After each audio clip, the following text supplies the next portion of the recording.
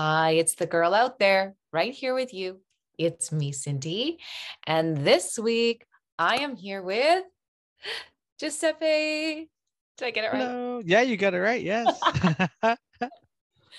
Thank you. Welcome and thank you so much for being here. I am very excited. I love the background for those who are going to watch us on YouTube. So I'm just going to put a little poke in for people to check this out. Where is that background? I'm going to go right to it. So this is in 2019. It's our Recovery Day, Overcoming Addiction Street Festival. This year marks our 10th anniversary, but that was just the crown jewel. So much energy has been put into Recovery Day, and it's an event to overcome addiction, encourage the idea of a sober, curious, sober lifestyle, and that recovery is possible. You know, when we started Recovery Day 10 years ago, we couldn't even get 20 information booths. We couldn't get sponsors, and nobody wanted to go.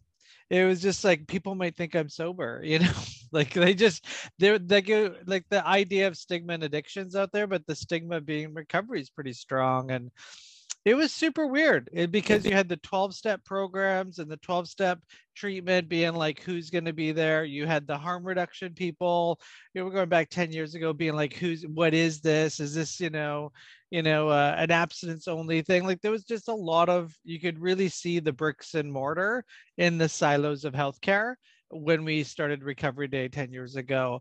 And then when you ask for sponsors, they're like, do you want day old bread? Do you want soup? Like, are you looking for food and blankets? And I'm like, I eat steak on Friday. Like, I don't need no day old bread.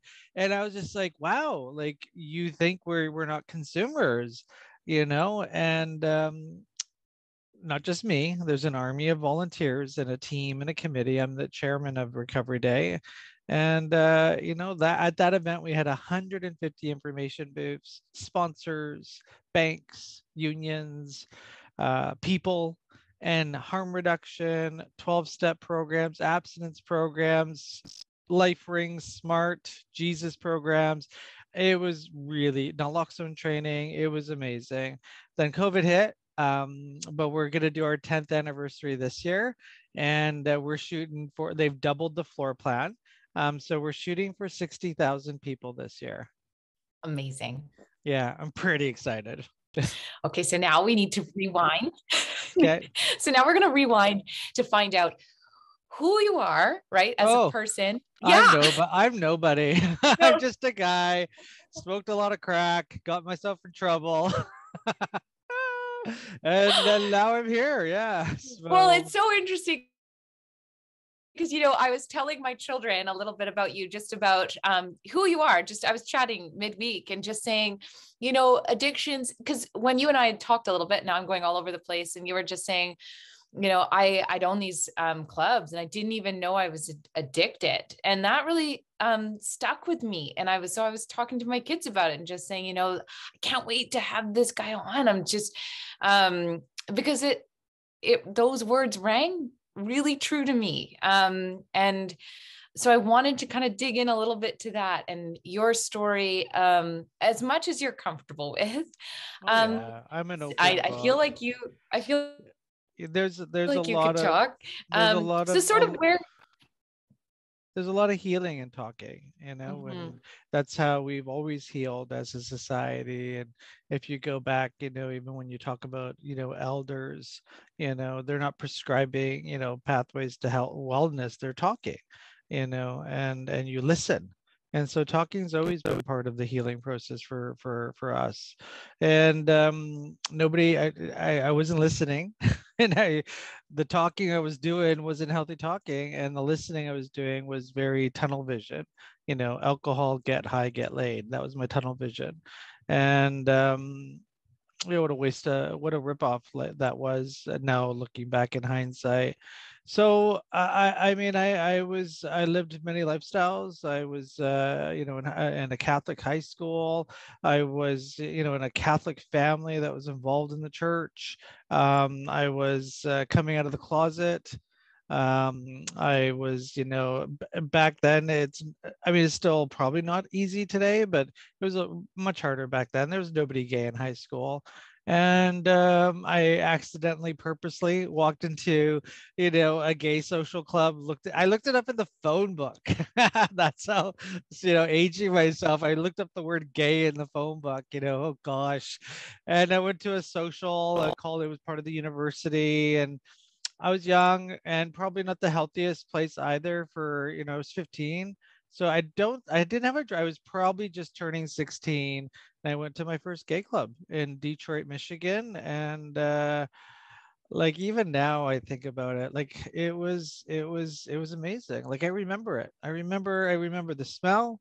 I remember the music. I remember like some of the key people. Like it was a big place. It was in an not abandoned, just a grocery store that had been turned into a club. So as I spent the rest of, like a good next 15 years in bars. I made it a career. I was in them every 7 days. While people were going to the library and homework, I was going to Backstreet and Menjo's and like just these amazing places that were around back then. You followed the dollar drink night in the States. So, wherever they had dollar drink nights, that's where you went. And it was quite fun. Right. I had two sets of wardrobes. I had my wardrobe at home, and I had a wardrobe at my friend Tracy's house. So I'd get dressed. At one point, I told my family I was steady midnight employment, like working in a factory, and they were so proud of me. But I was going to bars all the time. So, if you would have told me I had a problem, I was like I had long curly black hair, and like you can tell me anything. I was just having so much fun back then, and then I got into the Were business at you the. working? No, when you're young Okay. and pretty, you don't need money. Okay. You don't need money, but $20 you get drunk, and I was, Right. so yeah. I mean, when you want to get drunk, you find the means of doing it. But Okay. by the time I was 20, I started working in the club business, and I was just lucky. It was I knew DJs. There was an opportunity. I took it. We painted the walls black. We turned the DJ booth into a lounge. And next thing you know, we were like getting, 500, 600 people, 3 nights a week, and money just started rolling in. And ecstasy just started, and it was 10 years. And I always say, if I didn't have an addiction, I'd probably be in a much different lifestyle in the hospitality industry. But I was not, like, I didn't go to no therapist, because I could wake up anytime I want. I could be drunk all day, and it was good for business. So life came crashing down, and when it did, I had no self-awareness that it was me. I was like, my parents didn't support me enough. I was, I had this non-relational relationship with my family to talk to them about things. My friends all screwed me over. The government screwed me over. The city screwed me over. The gay community screwed me over. So I took my bags and I left town, and I moved to BC. And the problem was, now I know what happened. I think I do anyway. But coming to BC, like I didn't have that lifestyle and that business and the clubs and all that. I found a regular job that was still a great job, but like I had to show up to work. And I started to get into other drugs in Vancouver.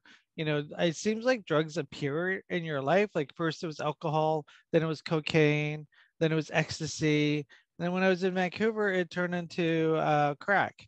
And I don't know, like it just happened. And then I got caught at work using drugs, and I was brought in, by people, because in the bar business it didn't matter, but here in corporate Vancouver, they're like, "What are you doing?" And we're gonna help you. And my first reaction was, "I'm gonna sue you." Like I'm like, how dare you, think I'm a drug addict? So long story short, that's when So the you were using crack at yeah, yeah, with glass walls around me and a cubicle kind of thing. Yeah. Yeah, it was crazy. You do the things that you never thought you'd do, and you end up, life catches up. And for some of us, Right. unfortunately, life doesn't catch up, and you might end up really lost and homeless and all that. But life caught up to me, and then there was one point where I had to make a decision. Mm-hmm. Do I want to quit this job and just be homeless and eat in food shelters and all that? Or do I want, I remember that for me, not everybody has to make that decision. For some people, it happens, Right. but for me, it was kind of like a decision. And I made a decision that I was um, going to try to do something different, but not really because I wanted to get well. I just wanted to make money so I can buy dope. Like that's how I got into all Okay. this. Yeah, I wanted to make money so I can buy dope. So there was no, oh my God, my life is horrible. I need help. It's like, damn, I got caught. You know. And so when they'd caught you there and you were doing this, and then you were like, you got caught, you just said, okay, I'm going to make this decision so I can Hmm. still continue to Yeah, do it. So was exactly. it Yeah, just that you were basically, I got to just be more clever? yeah, Yeah. 100%. Yeah, I mean, as a substance user and a person that's gone through rehab and detox and all that, we're like there's a game, and we like to use the sympathies and the sadness that goes along with addiction Mm-hmm. to get more. Like it's part of the game, at least for me and a lot of people I know. Not for everybody, and I'm not speaking for everybody, but for me it was definitely that. And I always say, a lot of people that are homeless in the downtown east side of Vancouver had a really bad occupational health and wellness program. Like I think, we wait till people are on fire, homeless, toothless, hep C, HIV turning into AIDS, like just like completely destroyed before we open up the gateways to healthcare. It's like, the only reason I got well was because my employer, my boss, was in recovery and was able to help me navigate the insanity of getting access to healthcare when it comes to addiction. If it wasn't for her and a couple other key people, like I'd probably, because our EAP, she sent me to our EAP, but like this woman was beautiful and nice, but like she couldn't help me. She started asking me questions about drug use. I'm just like, shut up, like, let's be quiet. Like this is ridiculous. Can I go? And So so it what just would that be? Like, I'm just curious, not know, like hearing what you're saying, but not frank, knowing. frank conversations. You use, you will die. You will lose your apartment if you continue to use. You will lose your job. You're using because you decide to use. You have an Right. opportunity to get well. You're not taking it. Like I really needed, some clear, because my mind was illogical. I wouldn't, drug-induced psychosis from some, like I couldn't, I was intoxicated. I was under Right. the influence. I couldn't make sound decisions. I needed people to help guide me to make some of those decisions. And I have the free will to decide to take it and not take it. And I believe in building people's recovery capital so they have enough capital, enough internal resources to be able to make some decisions that might actually be healthy for me. And those decisions need a couple of days of drug reduction or drug freedom to be able to make some of those decisions. And some people take months to be able to get to that point. And right now we're in a world, working for Last Door Recovery Society. I work in community development. Now I work in rehab, compared to bars. And Yeah. treatment is getting shorter and shorter and shorter to, it's like the treatments turn into a script and a 2-minute conversation with a doctor, and we're missing the entire community piece. I mean, like we started off the show, it's about community and talking and listening. And when you have a doctor who's got 2 minutes of time for you, how do you heal? You can't. That's the thing, you can't.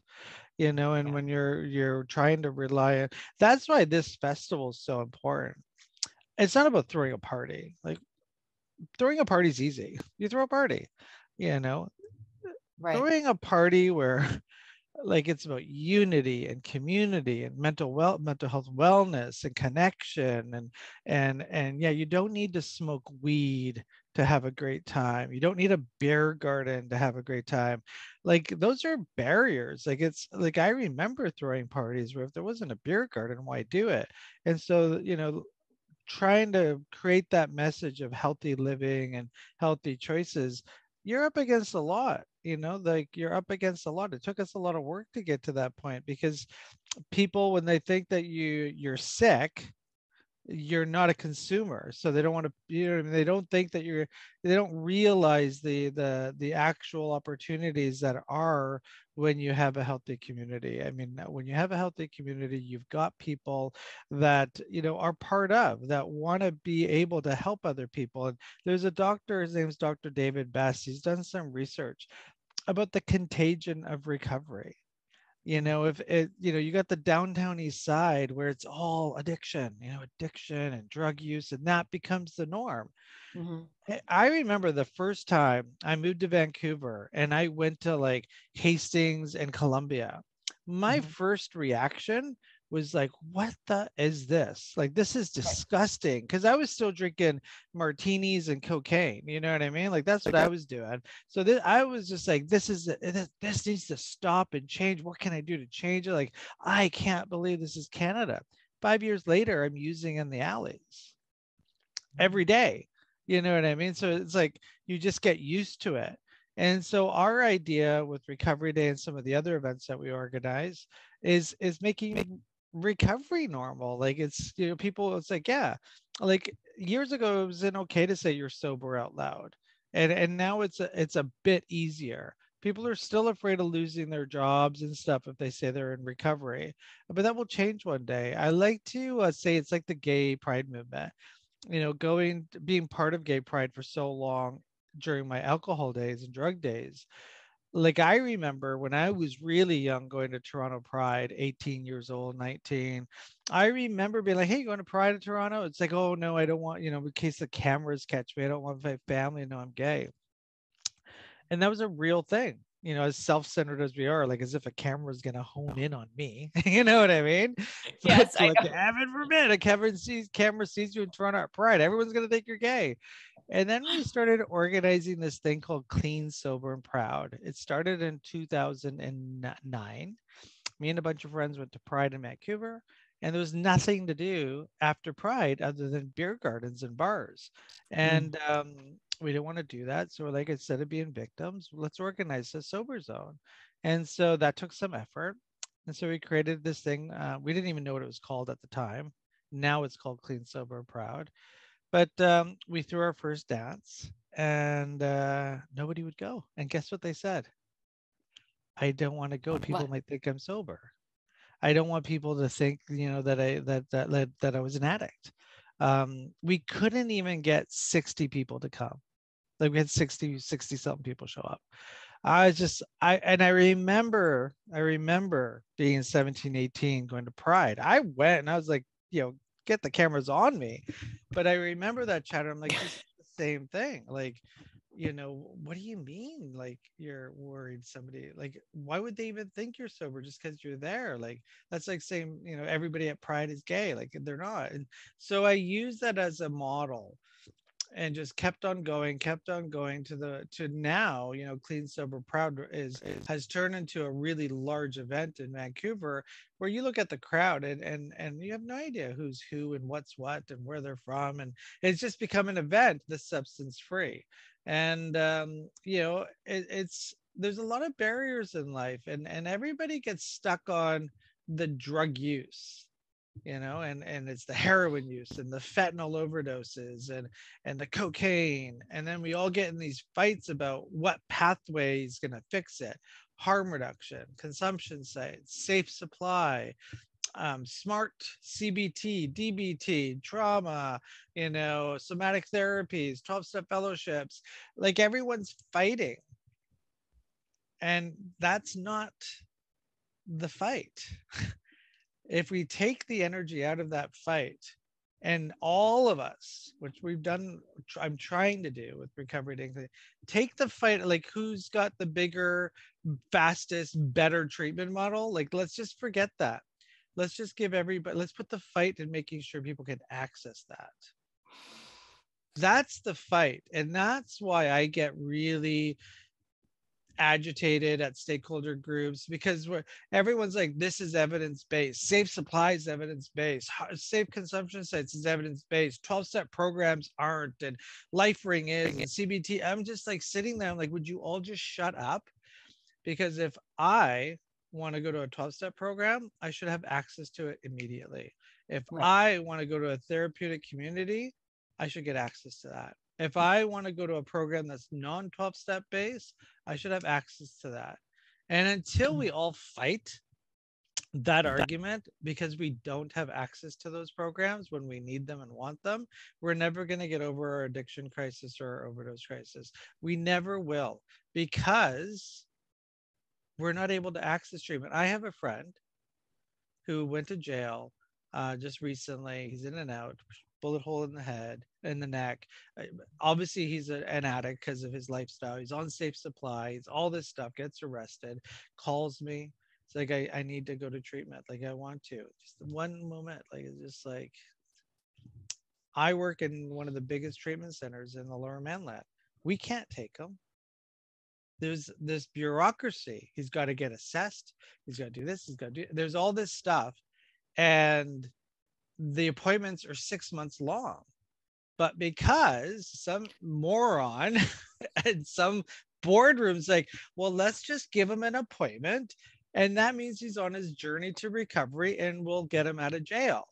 Well, he's got an appointment in months. They let him out of jail because he's got an appointment. He's already MIA. Like, I don't even, and there's empty beds in treatment centers across Lower Mainland. Like, every treatment center has empty beds, and you can't put them in one of those beds because of bureaucracy. So the fight should be access, not like who's better than who. It's like we're in a sandbox in grade 2. My toy's bigger than your toy. Like, it's absolutely insane. It's turned into, fighting over money, funding, and my program's better than yours because it's going to get paid more than yours. And you got all these silos of people just fighting for their business model, and they're not understanding the bigger picture.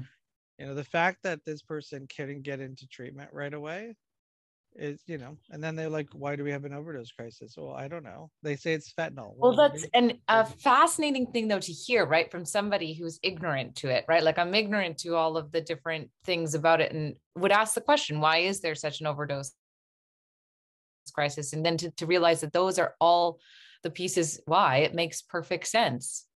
Well, you look at it, why does North America have such a fentanyl issue? I mean, I wear a lot of hats, right? So one of my projects is working on a documentary called The Crisis, and hopefully it's going to come out soon. But we went to Europe and did a bunch of filming. I couldn't understand, why are so many Canadians dying and Americans? Like, are different species than Europeans? Like, why aren't they dying? Why did Portugal go from the world's worst overdose numbers 20 years ago to the lowest overdose numbers?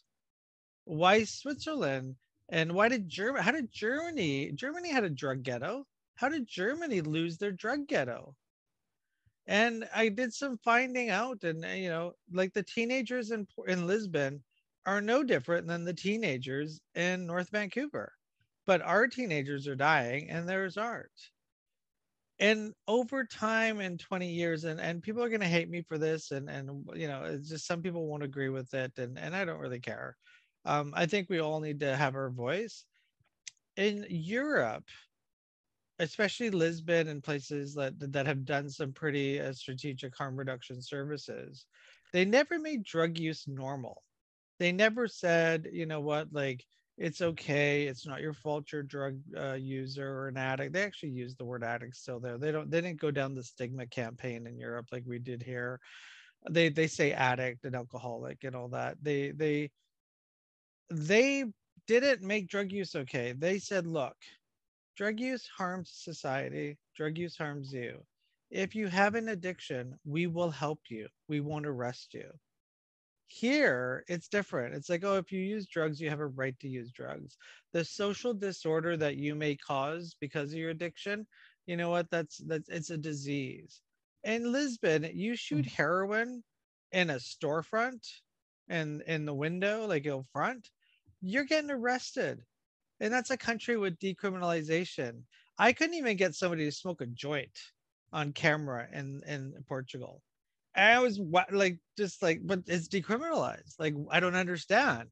And Yes. so I had to figure out, why that is. And it's that culture piece. We dissuade you from you doing drugs. We don't think you're a bad person that you need to go to jail, but we're not going to say it's okay.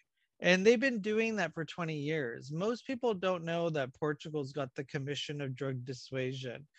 Everyone says decriminalization stopped overdoses in Portugal. I can't find anybody in Portugal that will say that. They don't even, they're like, what do you mean? Like, Right. no, it's the Commission of Drug Dissuasion. It's the idea of dissuasion. And so now you have Canada writing, Right. petitions to decriminalize drugs, and because it stops overdoses. That's not true. It's not true. And so if your viewers are liking and retweeting that stuff on Twitter and Facebook, stop, because it's not true. Like, it literally is not true. And so Decriminalization did not stop the overdose crisis in Portugal.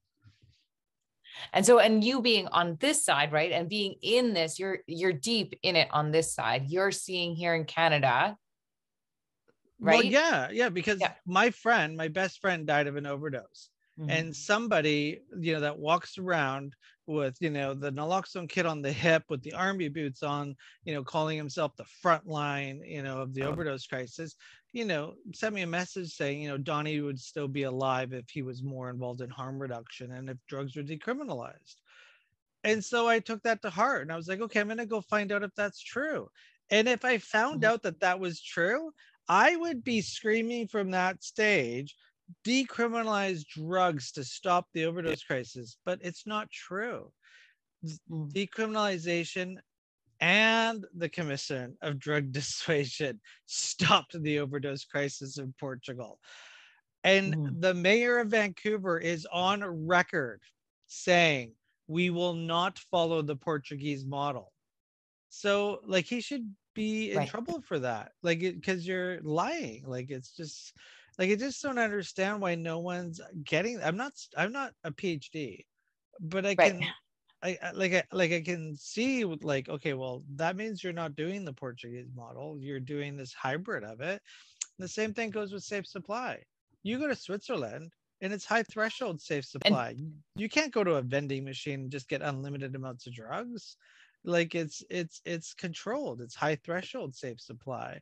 The Netherlands has like a less than 200 people on safe supply in their entire country. BC wants to put 12,000. And what is it here? They want to put, by the end of it, Dr. Daly wants to put almost every opiate addict on safe supply. And so we're talking like 12,000 people is the numbers that I heard at a conference. That's a pretty bizarre human experiment. Like, it's like, are drug users that not valuable that you're willing to do that experiment? Yeah, and then call it evidence-based. Well, what, they use the Switzerland, the Netherlands, look what they did, but then when they implement it, they actually don't use their model. They use a hybrid version of it. And that's dangerous. And that's kind of like this idea, you know what? You're never going to get well. Here's an unlimited supply of heroin. I mean, that's called giving up. Right. And so for you, like, thinking about it, with the, like, I wonder about the people, like, let's look at the people on East Hastings. What is the option? What would you say? It's going to take years to get everybody well. I have a friend. The last time I saw him down there, he's like, I'm not, I don't want to go through the methadone process. I don't want to go through the detox. I don't want to go through the wait list. I don't want to, I'm good. There's this idea that we just made it okay. Like, I mean, the fact that Aaron is breathing is all the government cares about. The coroner just cares about one thing: breath. They don't care about anything else, because that's the only thing that they need to report on. 22 people are dead. I need to fix that. Let's just, at all costs, let's get rid of that number 22. But there's so much more to life, you know what I mean? And yeah, we need to breathe to live. Like, you know, that whole hashtag, you know, dead addicts don't recover. But that's pretty stigmatizing too, that, you know, why don't we have immediate access to treatment in this province? They're shutting down a youth detox center today. Like, it was just announced, you know, we're shutting down, you know, Directions Detox, a youth detox in the middle of an overdose crisis. You know, you can sign the petition. It's online. Just Google Directions Youth Detox. Please sign that petition. Yes. They're closing it. Like, and so for you, being somebody who was like somebody who, when you're saying to me, like you were in an alley, like doing whatever you were doing, how was it that you could get from that place to now being where you're at now? Like, it was what worked for you? People. Healthcare didn't. Like, and that's why I kind of get a little heated and like energized here, because I'm trying, and I'm not. No, it's good. I'm trying to get people to understand I'm not here today because of the healthcare system. The healthcare system didn't help me get well. It was people and nonprofits made up of people in recovery and lived experience that got me well. If I relied on the healthcare system, I'd be so medicated and out of my mind, I'd just be lost. And so that people did. And that's I have a debt. Like, I believe that I owe the next person what was given to me. Like, I've had that experience. And you know, my boss, you know, 12-stepped me. She didn't fire me. She let me, you know, try to do it in an outpatient setting. That didn't work. I was in the downtown east side, and I accidentally walked into this guy. I was dressed up kind of in my work clothes. I was at a place, and he's like, you know, what are you doing? And he reached out to me, and I was just like, I don't know. And his job was not to do what he did. His job was to hand out harm reduction supplies. But he talked to me, and kind of just at that moment, I listened, and he kind of told me how to get into detox and told me about this place where I work now.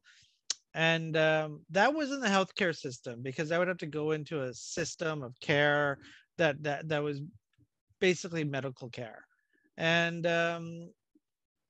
I listened, and people went above and beyond. And, you know, they didn't just talk to me during therapy hour. They talked to me outside of therapy hour. Actually, that's probably what helped the most, not the therapy hour, but the talking at dinner and all that kind of stuff. And that's what got me well. And most people I know that find recovery, they find it by accident. They find it because an uncle or an aunt or a dad is sober or clean, or they have money and they paid for an intervention and they got that done. And that's healthcare. That's really shitty. And you know, like, it's just like, I don't know why they can't create, like, the Commission of Drug Dissuasion in Portugal is not just this place that does dissuasion. They're at arm's length for all the services. So it's not that they don't care, but they financially have no rewards if you go to a certain place. And they don't have this business model attached to any program. Here we've got these referral agents that we have these clinics that have outpatient programs. So they all try to keep you, you know, and they need numbers. Right. There it's different. Okay, here's a book. These are all the programs. Where do you want to go? You have to pick one. Doesn't matter where you go. And you can go through the whole book. They don't care. Go through the, I'm like, how about, you know, the guy the director of the Commission of Duration. I'm like, how about if they go here and that doesn't work? It's like, then they go to the next one. Like, it was that simple. It's just like, we have complicated it so much. Well, if it didn't work, it's the program's fault, and they should be, and then, like, it's everyone else's fault. And I need to share this quote, because this quote always comes up. There, they don't go to the program and be like, yeah, they understand, the responsibility of addiction. And so we toured the founder of the Portuguese model, Dr. Galau, of the downtown east side. We actually flew him to Vancouver. We're like, we got to show you this. And we toured him around, and he was just he was disgusted, and he couldn't believe it. And he said, this is what Portugal was like, 20 years ago. And he goes, it's very clear what's happened here if this is continuing. And his quote, it's clear that in these streets, the responsibility of citizenship has been taken over by the government. In Portugal, we left the responsibility of citizenship on the addicts. And that's his quote. There's so much power there. Wow. It's just like, yeah, you need to get well. And the most important part of that statement is you. Mm-hmm. And here it's just different. It's just, mm-hmm. and I don't know, like I'm not, like I said earlier, I don't have a PhD, but like, it's kind of like the emperor's wearing no clothes. It's just like, hey, we've been doing this for how long? Mm-hmm. And look at the numbers of overdoses. Portugal went the other way, did dissuasion.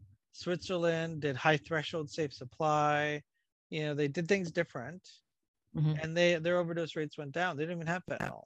And here, our overdose rates have skyrocketed.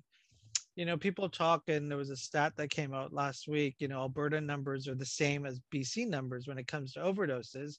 So the tweets and the hashtags and Facebook are like, Alberta, isn't doing harm reduction, so they have these record number of overdoses. Well, it's a spin story. It's like, okay, well, because Alberta is doing recovery-oriented assistance of care, and BC are doing harm reduction as the primary response to addiction and overdoses. Right. But if you do the math, yeah, without Twitter involved, you're like, yeah, okay, so BC has spent how many billions on harm reduction, safe supply, research, all that, and Alberta hasn't. Why do you have the same overdose numbers? Right. Wouldn't BC be lower? So if you take the Twitter and the fanatic out of it, and you take all the spin doctor out of it, and all the trying to make, my research look better than yours, so the numbers should be drastically different, and they're not. They're not. They're not. So it's very complicated. I'm just, yes. Yeah. And I've been given a lens.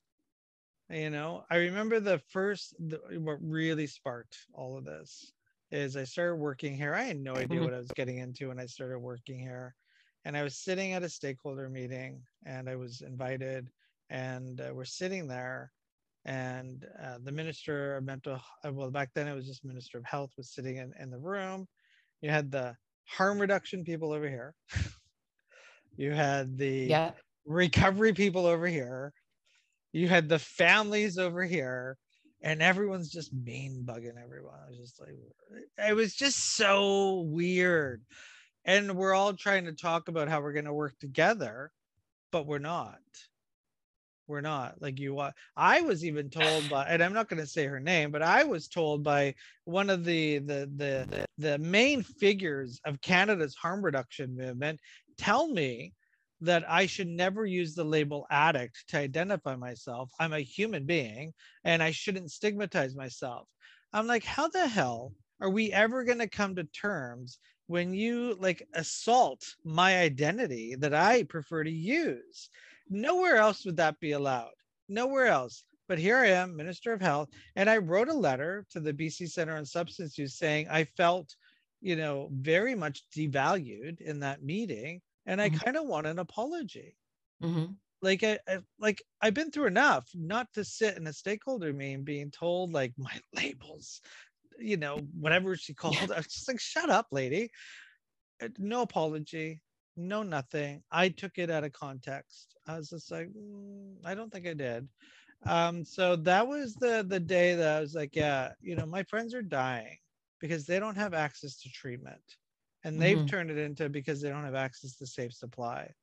And so somewhere in there, we have to meet. We have to. And I'm not anti-safe supply. I really truly believe that we should have opportunities for people to access drugs that aren't going to kill them.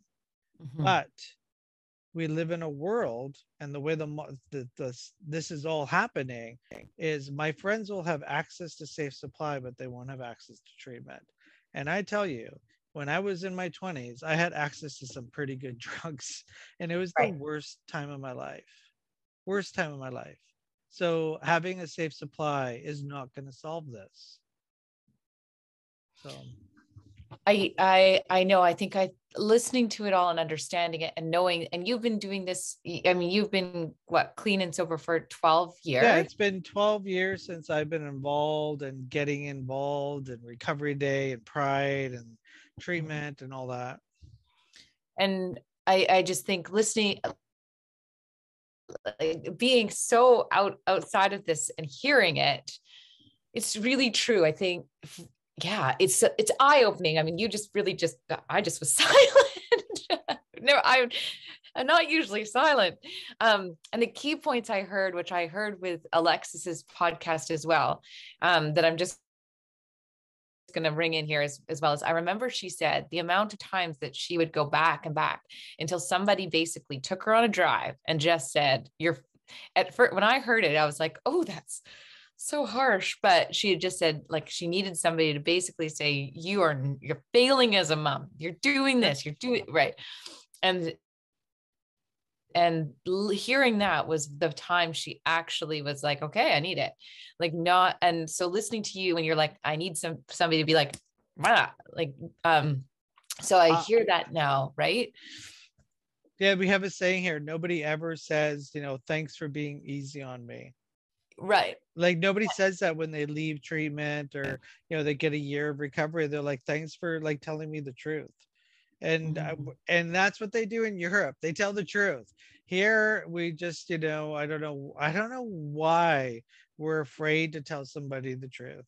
It's just like you have somebody completely covered in scabs and completely like destroyed, and we don't even dial 911. We just kind of like walk by them. It's just, I didn't see any of that in Lisbon. I didn't see any of that. You don't see that in Europe, but here we've just, No. and we just let it go on and go on and go on. And so now we've got this pandemic and epidemic and crisis where you have all this happening. But it's not, Yeah. it's not hopeless. Like it's just we need a government that's really going to push the task, and that's what Alberta's doing. Alberta, look it up, the Alberta model. Like they're going against the grain. They're doing the European model of harm reduction and recovery oriented systems of care.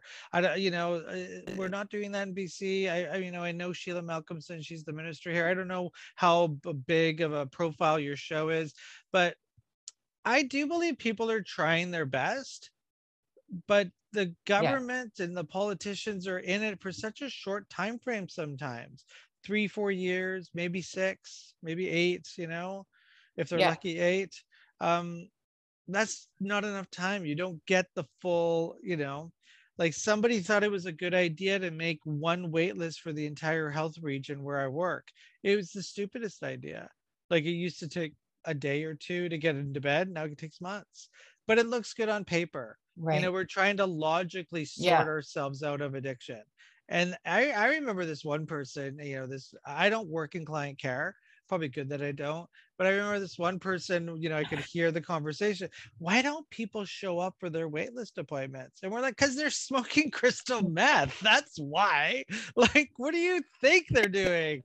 Like, and people like they don't get it. They're like, but they have access to treatment. And yeah, if I was to take our big, we call it the druggy buggy, it's a big logoed truck. If I was to go right now to Main and Hastings and like park it and say free treatment for 3 months, steak and eggs for breakfast, pancakes, everything you can think of, get in the van. No one's going to get in it. They're not, because that's not how it works. I'm in the game. I got my dope in my pocket. Like, I'm not going to, they're not. But if you end up at the right place at the right time when someone's just, they ran out of money and they don't have dope in their pocket, there's a chance there. and we lose all those chances. I never wanted to go to rehab when I had money in my pocket, but when I didn't, I did. And when I walked into Dawn by accident that one day, I had no more money, no more dope, said the right words. I went into detox right away because he snuck me in, and I started my journey. And we're trying to create a logical way to sort this out. It's like, I don't know why they don't listen to us. Like, that's not going to work. You know, you kind of got to be Basically, what you're waiting saying there. is like, it's every time you're saying, here's your free drug, you're losing them again. But if you catch them right before it, Yeah. We need to find some you have kind the of chance. system there, where you can, have an opportunity to catch people when they need help. Um, I don't want to be on record of saying safe supply prolongs addiction. There's just no Right. research in any of that. So there's a couple of studies done in Vancouver. You know what? I've listened to some pretty amazing researchers and scientists, and they're like, more needs to be revealed. It's still all a big experiment. All I'm saying is, to the people that are fighting for safe supply and the people that are fighting for more harm reduction access, please keep fighting for access to treatment, because that's the fight. When the Minister of Mental Health and Addictions announced $15 million for more recovery beds in the province, the harm reduction community went nuts. They're like, they get all the money and and it's not evidence-based, and where's it going? It wasn't like they've created enemies because of that. It's just like, hey, stay in your freaking lane. You know what I mean? Why are you complaining that recovery beds are getting $15 million? So people don't see all that, but that's what really happens. It's like, that's why there's silos. Like, I couldn't believe Twitter when she announced 50, even the minister, you can call her today and ask her, hey, what are the tweets when you get an announcement for recovery beds? I mean, they don't even want to announce it. Right. They don't even want to announce it because they know they're going to, you give $2 million for a consumption site or a smoke inhalation room, like, retweets and loves and shares and everything. So that's the society we live in. And so it's complicated to try to breathe and find what the hell is happening here. And yeah, we're not getting along, and there is no unity. And we need to all picture, I went through the AIDS crisis as well. I was in the club scene when that all happened, and it was really sad. It was the tail end of what was going on. And I remember going to rallies and going to events that had to do with standing up for access to a cure for AIDS. It wasn't like, we just want condoms. That's all we want. We want so many free condoms. We're done. And there wasn't like a condom camp that just wanted condoms. That's all we want. You know what I mean? And there wasn't a camp that just wanted to like educate about safe sex. It was a camp for condoms that included education, awareness, and a freaking cure. And we all had one voice. We don't have that here. We don't have that one voice. And that's what I really try to get people to understand. I believe, to the best of my ability, I try to have a voice for all pathways, but it's hard because I feel like I have to defend my pathway, and I shouldn't have to. No, I think that's the biggest thing. Like, if I mean, there's so many things, and I'm watching our time. This has been amazing. I think there's so many things I've taken away from this one thing, but I think the biggest thing is that it doesn't need to be a fight. Like, it actually should be like I don't really understand like where the fight is. It can just be expanded to be a learning. Well, the fight is yes, it's supposed to be client-centered healthcare, and it's changed to grant-centered healthcare. Where's the money? This is the political, the politicians. This is where they're going to get their most likes, tweets, and reshares. This is the status quo. This is the PC thing to say today. So this is how I'm going to get my grant. Canada has this grant called the SUAP grant, Substance Use Addiction Program. millions upon millions upon millions upon millions of dollars. You write the word recovery in your grant and you're getting checked. You're not getting any money. You write the word other than, harm reduction, safe supply, smoke inhalation rooms, consumption sites, marijuana testing, anything that has to do with that world, it's like, yep, you'll get your grant, no problem. And so we have compromised and thought about changing our grant language, but we didn't, and we've written a couple grants and it's like not even in the room, like, no, they have it's just they won't. We went to Ottawa one day, mad, me, the 6 other recovery advocates from Recovery Day events, because we're like, what the heck is going on? This is on March 11th, 2 days before the COVID breakout in 2020. And we went to Ottawa and we're like, hey, like, what's going on? Like, we've been writing all these grants, like, you don't support recovery oriented events, the conference, recovery days, workshops. Recovery is not even in your language when it comes to Health Canada's response to the overdose crisis. We want to help you create a recovery page for a recovery oriented response. We got the minister didn't even show up. She sent her minions, and I'm calling them that because of the way they treated us in that room. We flew all the way to Ottawa, and they're like, this is their exact words. And I shit you not, and I'll use the word shit because I have to in this sentence. Recovery is not the mandate for this current government's response to overdoses and addiction. Only harm reduction is. If you want recovery to be added, you'll need to get parliamentarian support. Our hands are tied. And they literally walked out of the room. I remember one of the people with one of the other persons that was with me, like, started crying. The disrespect, because they're like, yeah, we've been told by the Minister of Health at the time, recovery is not our mandate. Like, I'm not making this up. This is the federal. Can you imagine? And then we'll switch topics. Could you imagine? Just imagine this. You go to the Minister of Health and you're like, hey, you're not talking about remission when it comes to cancer. We'd like to talk to you about adding remission to the conversations about cancer care. And the Health Canada is saying, you know what? Palliative care is the only thing that we're going to do. We are not interested in any type of remission for cancer treatment. The world would go nuts. But for addicts, it's okay to say that. We posted it on Facebook. We shared about it. We tweeted it. No one gave it. No one cared. They didn't get it, maybe. They don't understand. I'm like, yeah, they basically told us if you have cancer, we're not going to try to do any kind of remission work. It's simply like, let's give you pain meds. And because you're going to die anyway. I mean, yeah, lots of people die of cancer. Sorry. But no, that doesn't happen. But with addiction, literally, that was an official Health Canada meeting. We got on a plane to fly there, and that's what they told us. And they haven't changed. Nothing's changed since then. It's only gotten worse. So yeah, I get pumped, because like I feel like that 16-year-old kid going to Toronto Pride being told, not to celebrate Pride because the world thinks like you're a sinner and all that. I'm like, no, like, I'm going to prove to you like I'm an okay person. Like, I deserve just as much as you do. And that's the fight. But I think we have.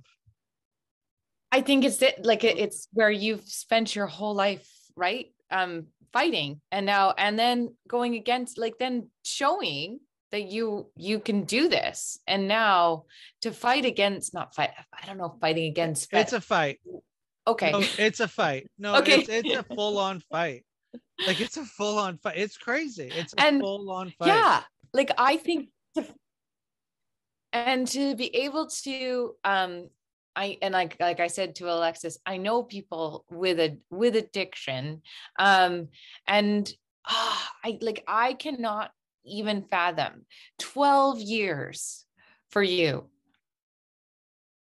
to be where you're at now is so incredible, right? So incredible. So I can only imagine, and I know you want firm and to stay in your lane, but also that is so incredible. And so bravo to you, right? And for all the people that you are like behind you, and I know it's not only you and you don't want it to only be you. And I know Alexa says the same thing where she says she has this debt, always like that feeling of something for you, which I don't know. I don't even know where my words are, but it is, I'm learning so much. I'm stumbling on my words.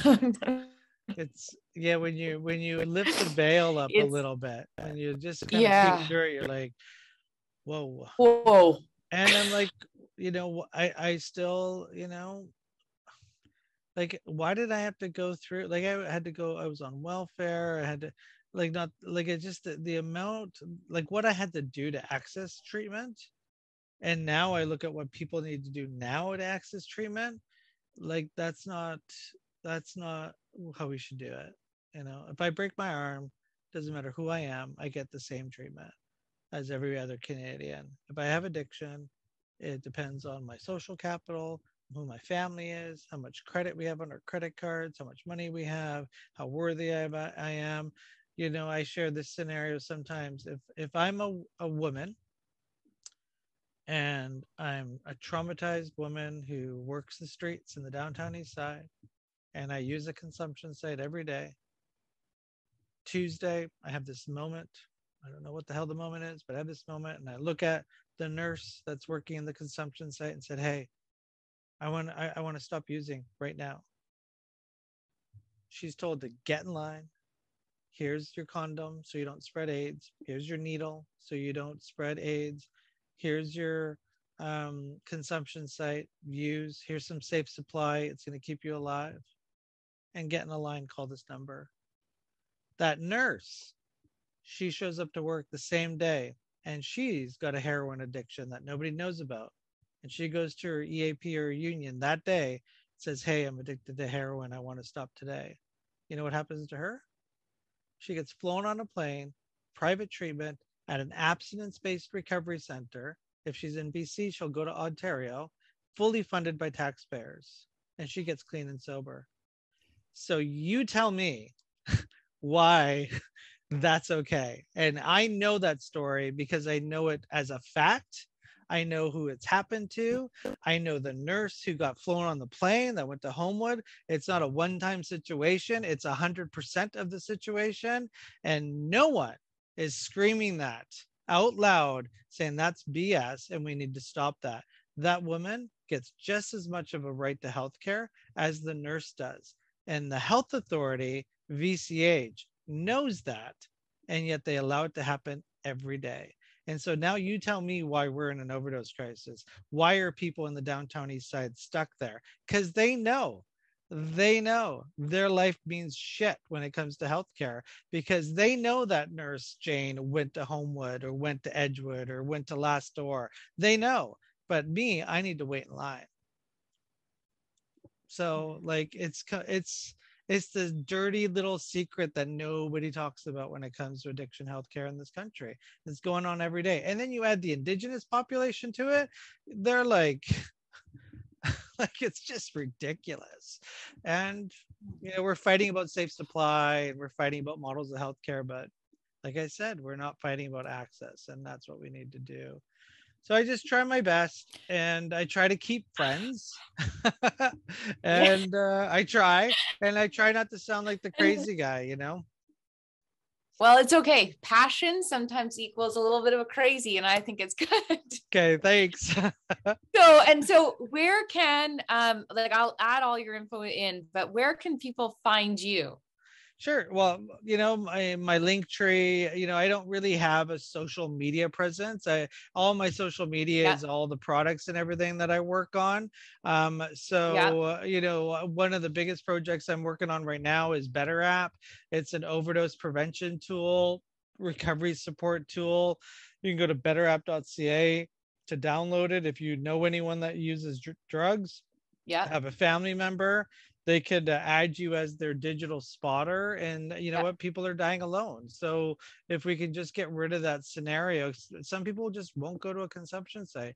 So let's just work with those individuals. They'll send you a text, hey, I'm using drugs. If I don't shut my alarm off, you'll get an alert that says, hey, Johnny's not responding to his alarm, please call an ambulance. This is their address.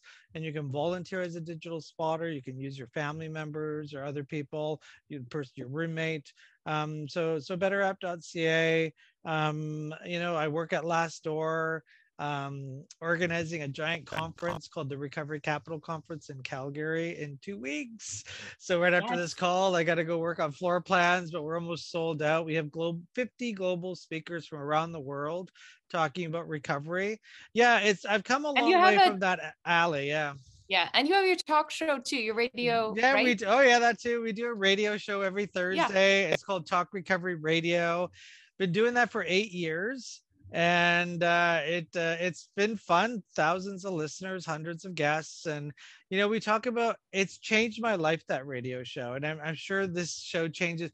When I showed up, I had this plan. I am nowhere near to what that plan was. And I'm so glad, because that plan was so small thinking and so small minded. Like I've learned the beauty in people. I've learned that people are really trying their best. And like, this is what they do to help people. And I mean, yeah, you have some oddballs out there, but like for the most almost all the time, it's like they really genuinely care and really want to help. And if ayahuasca is going to help this individual, then ayahuasca is going to help that individual. If this like intense yoga therapy program, is gonna, then amazing. And if not, then please try something else. And I've just learned so much. Like Oh, I have to get on your radio show. you'll have to be on our show. Yeah, definitely. We'll get you on. If you want to be on our show, you're listening to this show, email Yes. Jordan at lastdoor.org. He books all the shows. And yeah, we do a lot of Right. fun stuff. Almost everything Oh, I good. do goes through Last Door's Facebook page. So if you go to facebook.com/lastdoor, that's kind of Okay. like where everything sits. And everything somehow gets passed through there. And it's a fun page. Oh, you are, thank you. This was very, well, it was very, I learned a lot, but it also, you're just a great energy. You're good to be around. Gotta have fun in life. Hey, I don't know how Yes. much time I have left, but I'll tell you, despite how busy life has been, and this, like, I remember, so this is for if you're struggling out there, Mm-hmm. like, and you're wondering, how am I going to get well? I mean, this is my story. You'll never know how you're going to get well until you look back and be like, wow, life's changed. Like for me, when I showed up to rehab, I was this gay, lost, self-centered person that wanted to fix me, take care of me, entertain me, feed me, me. And I'm in group one day, and I'm with all these other men, and they're all talking about getting their kids back and fatherhood. And after group, I went to the main office. I'm like, this program's not for me. You guys aren't helping me, and I don't give a shit if somebody gets their kids back. I'm gay. I'm never gonna have kids. And one of the counselors looks at me and it's like, wow, you're an asshole. Sorry if that's not allowed. And I was totally offended. I was just like, I'm in therapy. How dare you say that, right? And it's like, how could you not care about somebody getting their kids back? And they're like, you know what? We can't help you. And I was just like, well, you have to. It's like, no, we don't have to. And we can't. Like, if you don't care, you don't care. Like, I didn't get it. I didn't want to leave because I didn't have a place to go. So it kind of, became that turtle. And I was just like, in resentment, I leave, because I wanted a special group for me and my issues. This is back 10, 12, this is 13 years ago. And then one day I'm in my car, and I have 2 car seats in my car with 2 4-year-olds. And I'm just like, what's happened? My best friend Sarah had a baby, and my roommate had a baby a month apart. and I'm Uncle G to like the cutest Dylan and Michael, and there's Noah, but he's in Ontario, like the cutest 4-year-olds in the planet. And I'm just in my car, and I'm just like I didn't know what therapy got me there, like just everything did. And I'm just looking in the rearview mirror, and I got 2 car seats with 2 loud kids in the car, and I'm just like life's good, like life is just good. And there was no prescription, no interaction with a therapist that did that. It was a collective group of people, places, and things that I was open to receiving the message. And that's how we get well, when we just sit there and we're like, oh, so we're trying to get that quick fix. I take this pill, I'll be fixed. I don't know, man. I think you're robbing yourself. I mean, that to me was one of the most beautiful moments I've had in my life. And I've been on stages, and I've done some great things, but that was just a moment in my life I'll never forget. Like just being in that car, looking in the rearview mirror. It's like, I've got time for this. So and beautiful. literally looking in the rearview mirror of your life, right? It's like a metaphor as well. Like when you actually realize all the things that then lead to that moment. I always say that to people I'm working with as well, that to pause. Like we're so busy trying to create it so quickly. Like, okay, well, tell me how it's going to work. Tell me how it's going to work. Tell me. And I always just say, no, pause. And in the pause, when we listen, we'll find it. It's going to take time. But we're so busy trying to just go, well, I'll do this course, or I'll do this, and then I'll fix it. It's all in us. It's actually in us. It's right there. You have to trust that. I love that. It was beautiful. Thank you. I remember the day I said that in group, and those are just 2 things you have in your life that help you move on. Beautiful. You're one strong human, that is for sure. Thanks. There's much more coming your way. I appreciate you. Thank you. Thanks for having me on your show. Thanks for listening. Hopefully somebody got something out of that. And yeah. Oh, I think if you will. Think if you will.